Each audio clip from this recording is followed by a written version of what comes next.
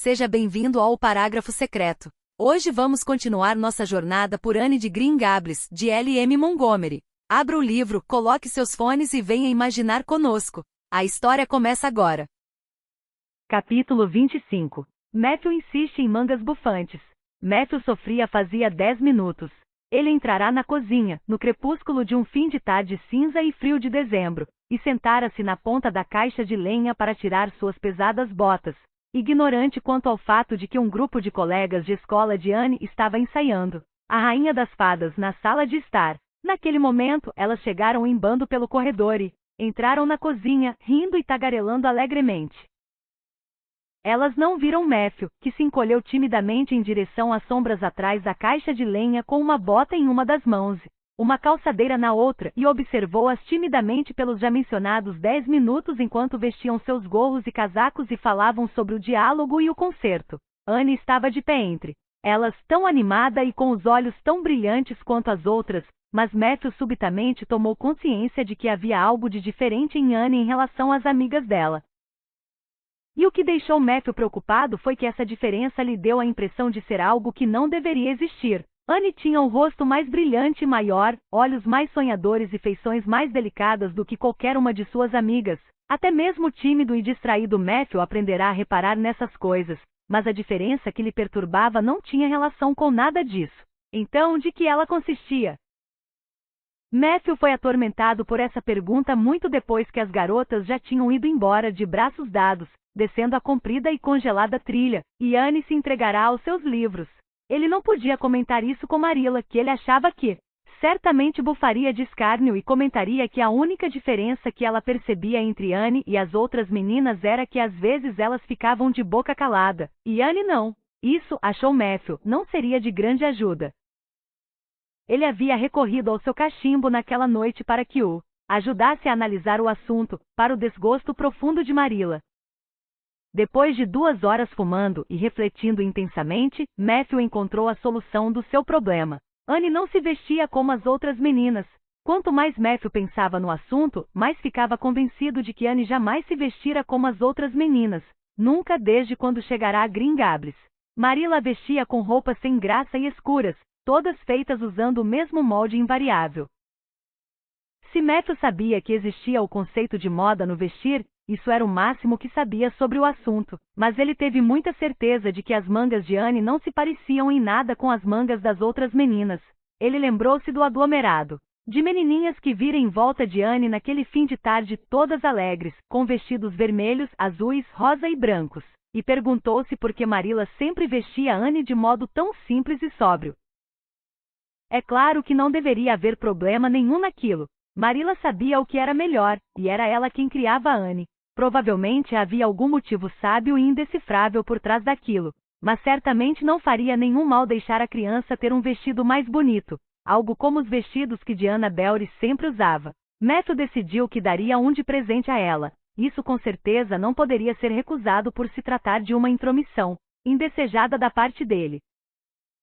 Faltavam apenas 2 semanas para o Natal. Um lindo vestido novo seria o presente perfeito. Matthew, com um suspiro de satisfação, largou o cachimbo e foi para a cama, enquanto Marilla abria todas as portas para arejar a casa. Na manhã seguinte, Matthew dirigiu-se a Carmody para comprar o vestido, determinado a se livrar logo da tarefa. Estava certo de que aquela não seria uma provação insignificante.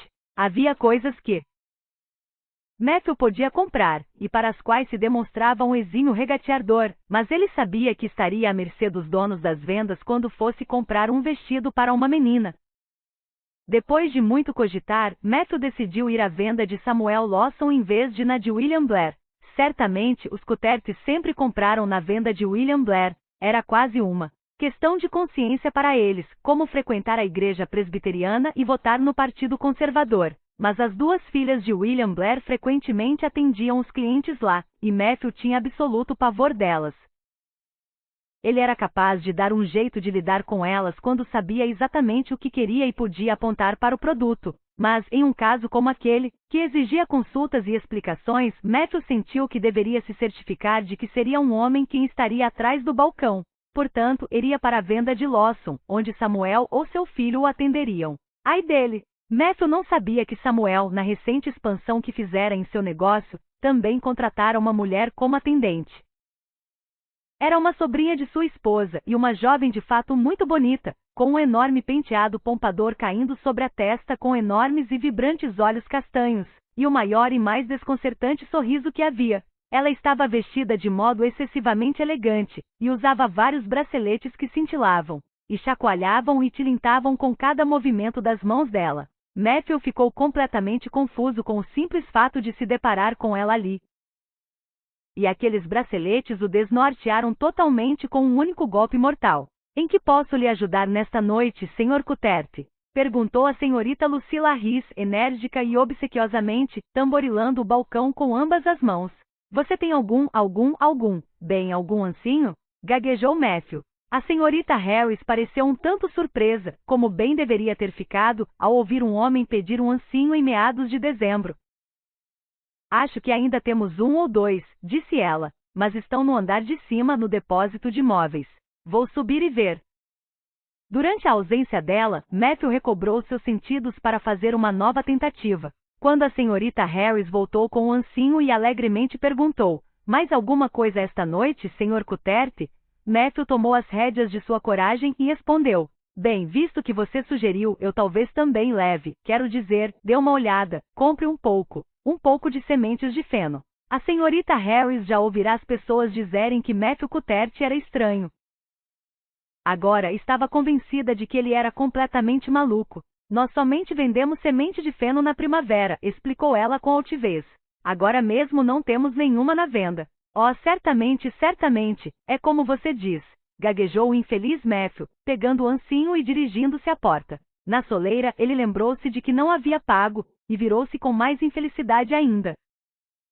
Enquanto a senhorita Harris contava o troco, ele reuniu suas forças para fazer uma desesperada tentativa derradeira. Bem, se não for muito incômodo, eu talvez também, quero dizer, eu gostaria de ver um pouco de açúcar, branco ou mascavo? Indagou com paciência a senhorita Harris. Oh, bem, mascavo, disse Matthew com a voz fraca. Tem um barril de açúcar mascavo ali, indicou a senhorita Harris, balançando os braceletes na direção do barril. É o único tipo de açúcar que temos. Vou levar 10 quilos, disse Matthew, com suor se formando em sua testa. Matthew já estava a meio caminho de casa quando de fato voltou a si. Aquela havia sido uma experiência horripilante, mas foi bem feito para ele, por ter cometido a heresia de ir comprar em uma venda estranha. Quando chegou em casa, escondeu o ancinho no depósito de ferramentas, mas levou o açúcar para Marilla. Açúcar mascavo, exclamou Marilla. O que lhe possuiu para você comprar essa quantidade toda? Você sabe que eu jamais uso isso, a não ser no mingau de aveia do empregado e no bolo escuro de frutas. Jerry já não trabalha aqui, e já faz tempo que fiz o meu bolo. E tampouco é um bom açúcar. É grosso e escuro, e o William Blair geralmente não vende açúcar deste tipo. Achei que poderia ser útil em algum momento, disse Matthew, escapando de vez dali. Quando Matthew repensou o assunto, decidiu que precisava de uma mulher para tratar daquela situação. Marilla estava fora de questão. Matthew tinha certeza de que ela imediatamente jogaria um balde de água fria em seu projeto.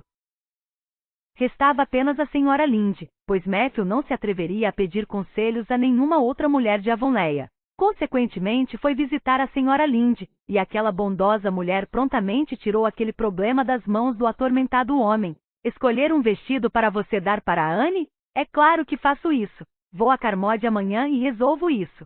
Você tem algo de especial em mente? Não? Bem, eu mesma escolho então.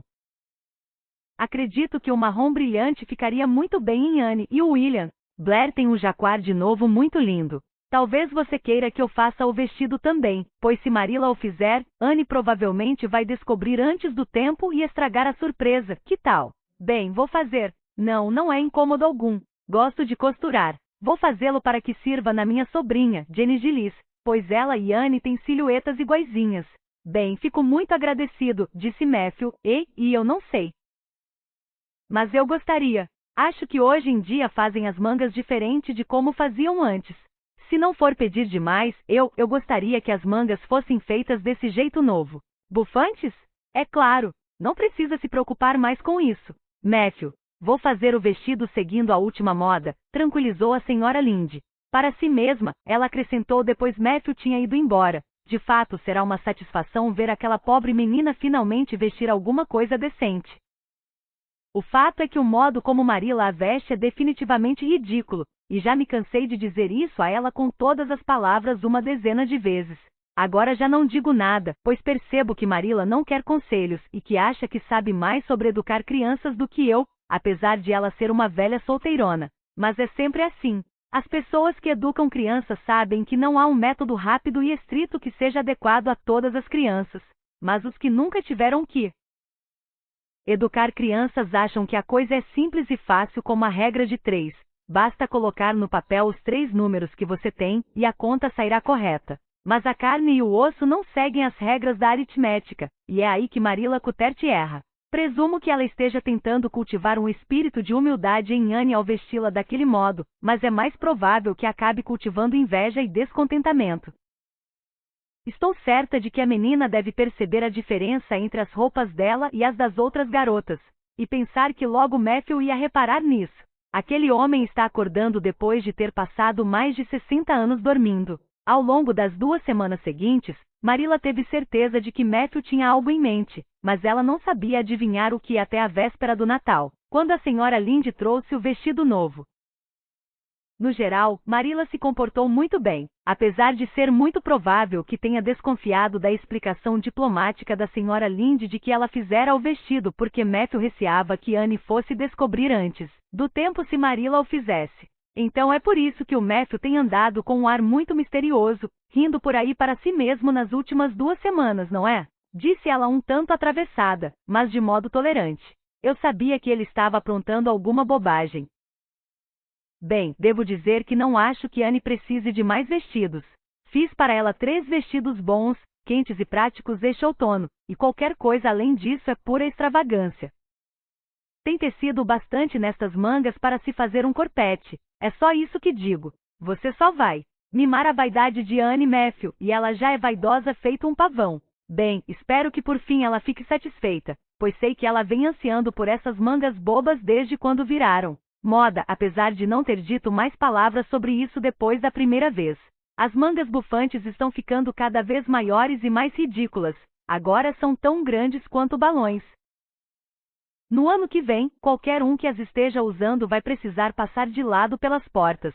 A manhã de Natal raiou em um lindo mundo branco. Dezembro estava sendo um mês pouco frio, e as pessoas estavam na expectativa de passar um Natal sem neve, mas durante a noite caiu. De mansinho neve o bastante para mudar completamente a Avonlea. Anne espiou para fora de sua janela do frontão coberta de cincelos com olhos encantados. Os abetos na mata assombrada estavam todos emplumados e maravilhosos. As bétulas e cerejeiras silvestres estavam contornadas por uma camada perolada. Os campos arados eram extensões de covinhas de neve, e havia um cheiro forte e frio no ar que era glorioso. Anne correu para o andar de baixo cantando, até que sua voz ecoou por toda Green Gables. Feliz Natal, Marilla! Feliz Natal, Matthew! Não é um Natal adorável? Fico muito contente que tenha nevado. Natal sem neve verde, como chamam as pessoas, não parece Natal de verdade, não é mesmo? Não gosto de Natal verde. Não é nada verde, as plantas estão com tons nojentos e desbotados de marrom e cinza.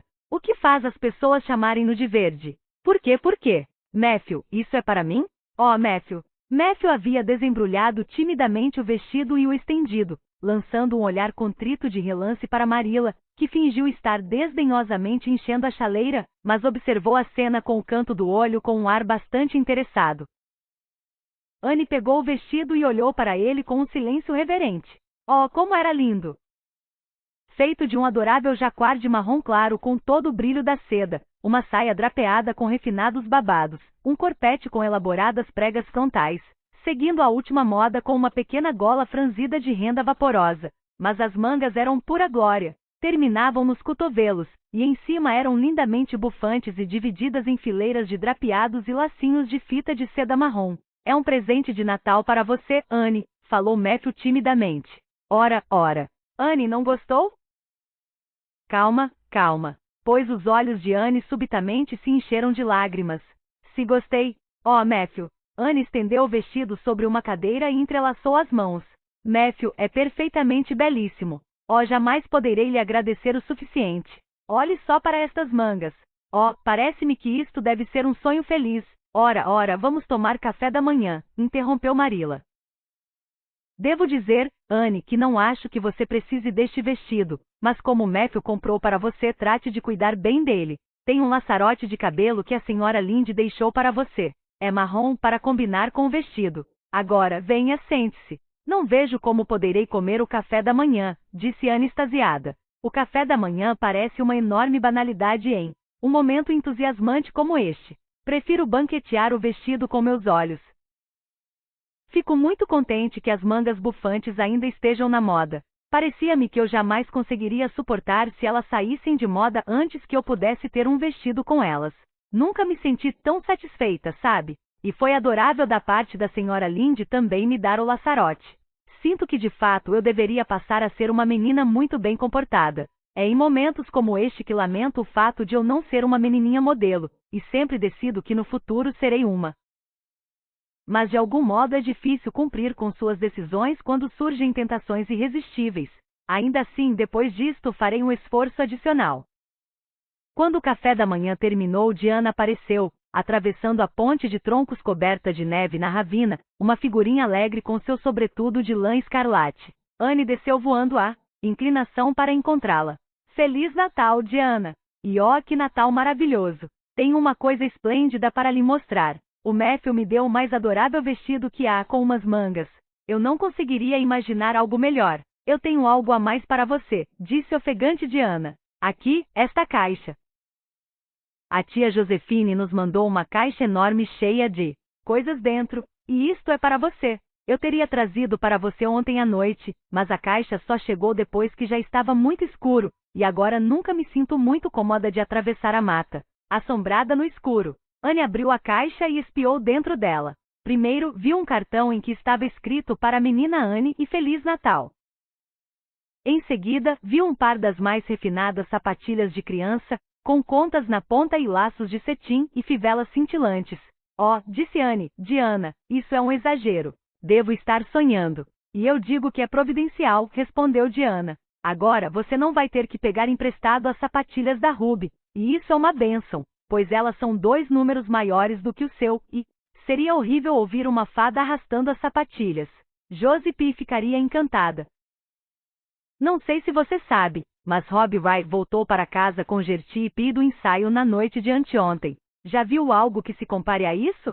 Todos os estudantes de Avonlea estavam frenéticos de entusiasmo naquele dia, pois o auditório precisava ser decorado, e seria feito um grande ensaio final. O concerto foi realizado à noite, e foi um sucesso retumbante. O pequeno auditório estava lotado.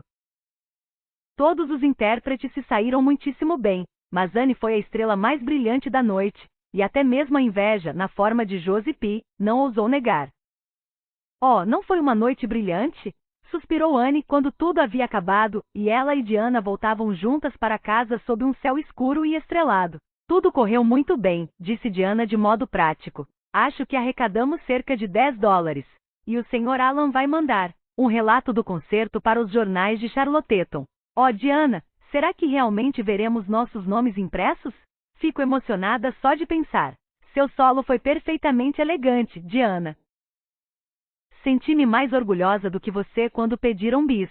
Eu simplesmente disse a mim mesma, é a minha querida amiga do peito quem está recebendo esta honra. Bem, os textos que você recitou fizeram as pessoas aplaudirem de pé, Anne. Aquele triste então foi simplesmente esplêndido. Oh, eu estava nervosa demais, Diana. Quando o Sr. Alan chamou o meu nome, eu de fato não sei lhe dizer como consegui subir naquele tablado. Senti-me como se 1 milhão de olhos estivessem olhando para mim e por dentro de mim ao mesmo tempo e por um instante pavoroso, tive a certeza de que sequer conseguiria começar a recitar. Depois, pensei nas minhas adoráveis mangas bufantes e criei coragem. Eu sabia que deveria fazer jus àquelas mangas, Diana. Então comecei, e minha voz parecia vir de um lugar muito distante. Simplesmente me senti como um papagaio. Foi providencial eu ter ensaiado tanto aqueles textos na mansarda, ou eu jamais teria conseguido chegar até o fim. Meus gemidos foram bons? Sim, de fato você gemeu de modo adorável, garantiu Diana. Eu vi a velha senhora Sloane enxugando lágrimas quando me sentei. Foi esplêndido pensar que eu tocará o coração de alguém. É muito romântico fazer parte de um concerto, não é? Oh, de fato tratou-se de uma ocasião deveras memorável. E não foram bons os diálogos dos garotos? Comentou Diana. O Gilbert Blythe estava simplesmente esplêndido. Anne, acho de fato que é muita maldade o modo como você trata o Gil. Espere só, eu lhe contar. Quando você correu para fora do tablado depois do diálogo da fada, uma das rosas caiu do seu cabelo. Eu vi o Gil pegá-la e colocá-la no bolso da camisa dele. Pronto. Você é tão romântica, que tenho certeza de que vai gostar disso. Não tenho nada a ver com o que faz essa pessoa, disse Anne com altivez. Simplesmente não desperdiço um pensamento sequer com ele, Diana. Naquela noite Marilla e Matthew, que haviam saído para ir a um concerto pela primeira vez em 20 anos, sentaram-se por algum tempo diante da lareira da cozinha depois que Anne já tinha ido para a cama. Bem acho que nossa Anne se saiu tão bem quanto qualquer um dos outros, disse Matthew com orgulho. Sim, é verdade, admitiu Marilla. Ela é uma criança inteligente. Matthew. E estava muito bonita também. Eu meio que andei me opondo a toda essa ideia do concerto, mas presumo que no fim das contas não haja nada de mal nisso. De todo modo fiquei orgulhosa de Anne hoje à noite, mas não direi isso a ela. Bem, eu fiquei orgulhoso dela, e de fato falei isso antes de ela subir para dormir, disse Matthew. Qualquer dia desses temos que ver o que podemos fazer por ela, Marilla. Acho que ela, mais cedo ou mais tarde, vai precisar de algo além da escola de Avonlea. Temos tempo bastante para pensar nisso, retrucou Marilla. Em março ela completa apenas 13 anos. Mas hoje à noite me dei conta de que ela está realmente ficando grande. A senhora Lynde fez aquele vestido um pouquinho longo demais, e ele faz Anne parecer muito alta. Ela aprende rápido, e acho que a melhor coisa que podemos fazer por ela é mandá-la para Keynes daqui a algum tempo. Mas nada precisa ser dito ainda sobre isso por 1 ou 2 anos. Bem, não fará mal ficar pensando nessa ideia de vez em quando, falou Matthew. Coisas desse tipo têm que ser bem pensadas. Chegamos ao fim de mais um capítulo. Curta o vídeo e siga o canal para continuar essa história conosco. Se quiser apoiar o canal, a chave Pix está disponível na tela. Nos vemos no próximo capítulo.